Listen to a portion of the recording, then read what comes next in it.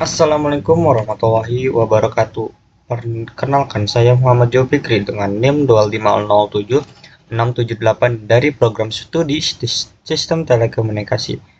Pada kesempatan ini saya akan mempresentasikan kajian artikel ilmiah berjudul A Systematic Literature Review of Subset Theory yang ditulis oleh Al-Chantud dan rekan-rekan pada tahun 2024.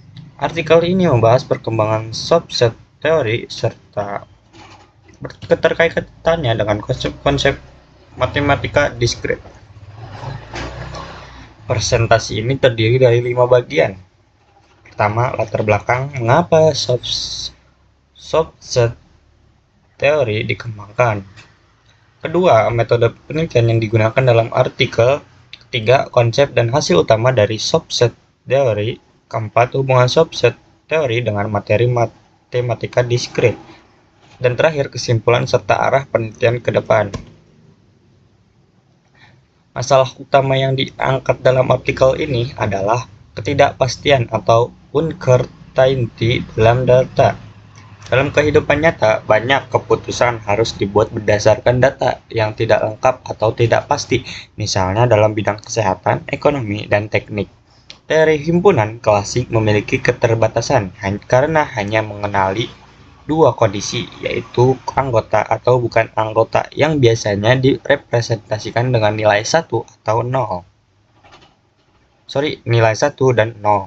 Untuk mengatasi masalah tersebut, Molotov pada tahun 1999 memperkenalkan subset teori yang menggunakan parameter sebagai dasar pengambilan keputusan. Karena fleksibilitasnya, teori ini berkembang sangat pesat dan telah memperoleh ribuan citasi dari berbagai penelitian. Sejarah dan pengaruhnya. Slide ini menunjukkan perkembangan subset teori dari tahun 1999 hingga 2024. Pada tahun 1999, Molotov pertama kali memperkenalkan konsep subset. Kemudian pada tahun 2001 muncul fuzzy subset dan intuitionistic fuzzy subset. Tahun 2002 mulai diterapkan dalam pengambilan putusan.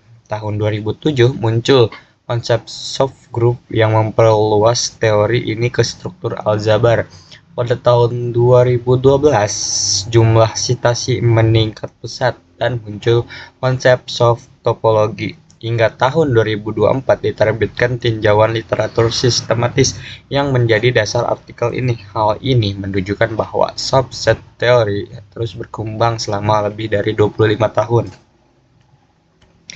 Next, ada metode penelitian. Metode yang digunakan dalam artikel ini adalah Systematic Literature Review atau SLR. Tahap pertama adalah identifikasi artikel dari berbagai database seperti Scopus, Google Scholar, ScienceDirect, dan MathNet. Tahap kedua adalah seleksi artikel yang relevan dari tahun 1999 hingga 2023. Tahap ketiga adalah kategorisasi berdasarkan tema seperti konsep dasar, topologi, aljabar, dan pengambilan keputusan. Tahap terakhir adalah sintesis, yaitu menganalisis perkembangan teori, hubungan antar konsep, serta menemukan peluang penelitian di masa depan. Jadi artikel ini tidak melakukan eksperimen, tetapi mengumpulkan dan menganalisis berbagai penelitian yang sudah ada. Next, ada definisi subset. Bagian ini merupakan inti dari subset teori. Subset didefinisikan sebagai pasangan F, E, di mana E adalah himpunan parameter dan F adalah fungsi yang memetakan setiap parameter ke suatu subset dari himpunan objek. Agar lebih mudah dipahami, misalkan kita ingin memilih rumah, objek yang dinilai adalah rumah, sedangkan parameternya adalah murah, dekat kampus, dan memiliki parkir. Setiap parameter akan menghasilkan kelompok rumah yang memenuhi kriteria tersebut. Subset juga memiliki operasi yang mirip dengan teori himpunan biasa, yaitu union atau gabungan, interseksi atau irisan, komplement, dan inklusi. Inilah alasan mengapa subset teori sangat erat kaitannya dengan materi himpunan dalam matematika diskrit. Lalu ada eksistensi dan subtopologi. Seiring perkembangan penelitian, muncul berbagai pengembangan dari subset teori. Pertama adalah fusi subset yang menggunakan derajat keanggotaan antara 0 sampai 1. Kedua adalah n subset yang menggunakan beberapa tingkat penilaian. Ketiga adalah bipolar subset yang memperhitungkan informasi positif dan negatif sekaligus. Selain itu, ada incomplete subset untuk data yang belum lengkap dan probabilistic subset yang menggabungkan konsep probabilitas. Artikel juga membahas subtopologi, yaitu pengembangan konsep topologi ke dalam kerangka subset. Hal ini menunjukkan bahwa teori ini tidak hanya terbatas pada himpunan, tapi juga berkembang ke berbagai cabang matematika lainnya. Lalu ada aplikasi dan pengambilan keputusan. Subset teori telah diterapkan dalam banyak bidang. Dalam kedokteran digunakan untuk diagnosis penyakit dan klasifikasi tumor. Dalam bidang keuangan digunakan untuk memprediksi kegagalan bisnis dan memilih investasi. Dalam bidang teknik dan logistik digunakan untuk pemilihan supplier dan analisis risiko. Untuk membantu pengambilan keputusan digunakan berbagai metode seperti SAW, Topsis, Electre, Vicor, dan AHP.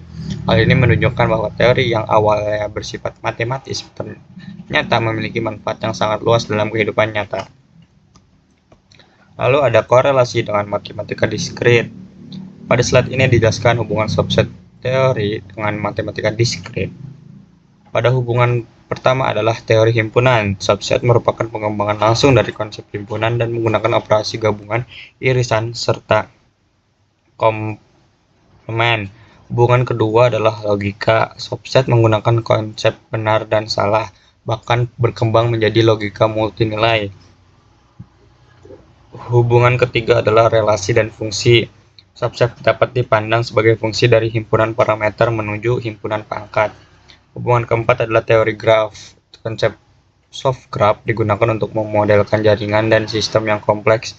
Jadi dapat dikatakan bahwa hampir seluruh materi utama matematika diskrit muncul dalam subset teori.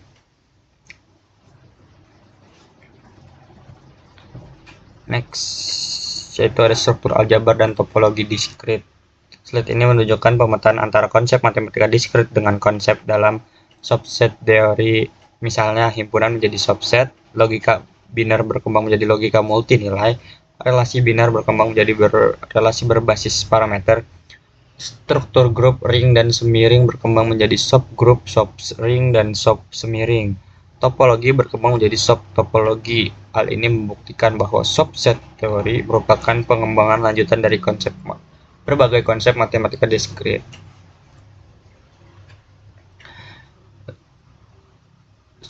Lalu ada kesimpulan.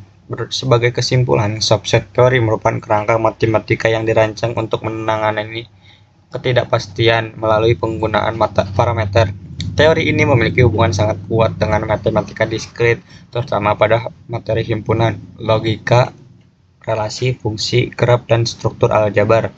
Selama ini lebih dari 2 dekade subset teori telah berkembang menjadi berbagai bentuk seperti fusi subset, n subset, dan probabilistic subset. Selain itu, teori ini telah diterapkan dalam bidang kesehatan, keuangan, teknik, dan sistem pengambilan keputusan. Oleh karena itu, subset teori merupakan salah satu pengembangan modern dari teori himpunan yang memiliki banyak aplikasi praktis.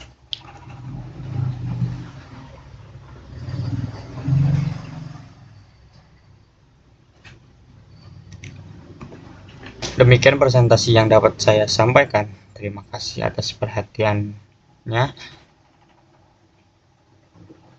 Kurang lebihnya mohon maaf. Wassalamualaikum warahmatullahi wabarakatuh.